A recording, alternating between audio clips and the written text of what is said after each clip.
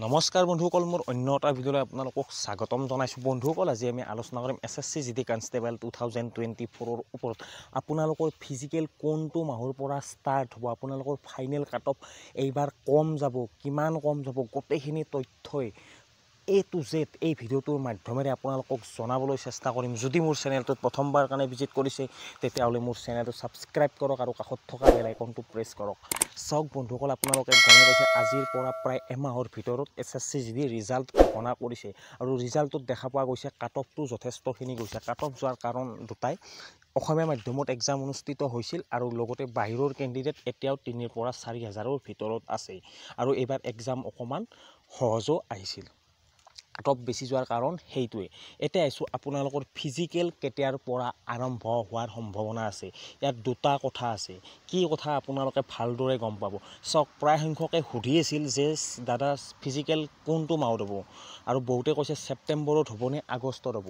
চাওক, ছেপ্টেম্বৰত হোৱাৰো সম্ভাৱনা যথেষ্টখিনি আছে, কিন্তু ইয়াত এটা কথা আহি পৰিছে। কথাটো এনেকুৱা ধৰণৰ যে ভাৰত চৰকাৰৰ পৰা CRPFক জাননী প্ৰদান কৰা গৈছে যে তেওঁলোকে অতি শীঘ্ৰে এই প্ৰচেছটো শেষ কৰিবলৈ তেওঁলোকক নিৰ্দেশ দিয়া হৈছে। অতি শীঘ্ৰে শেষ কৰিবলৈ নিৰ্দেশ দিয়া হৈছে।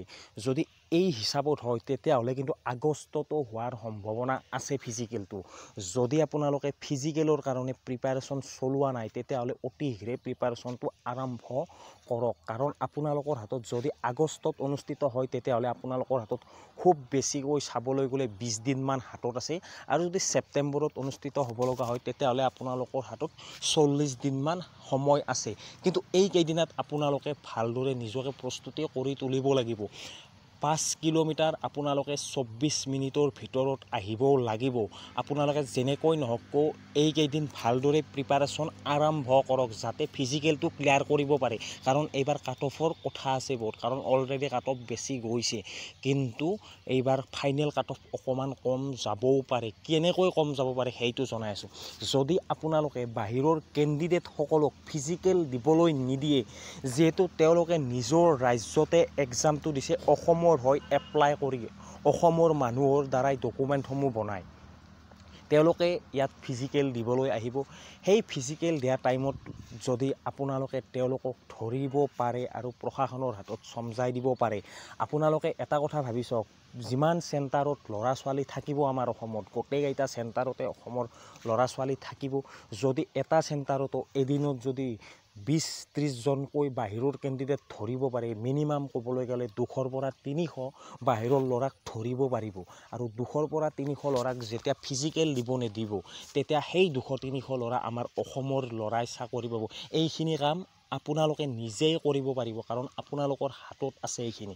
আপোনালোকে এইটো নহয় যে তেওঁলোকক ধৰি মাৰধৰ কৰিব, মাৰধৰ আপোনালোকে কৰিব নালাগে। তেওঁলোকক প্ৰশাসনৰ হাতত চমজাই দিয়ক যাতে তেওঁলোকে ফিজিকেলত দিব নোৱাৰে।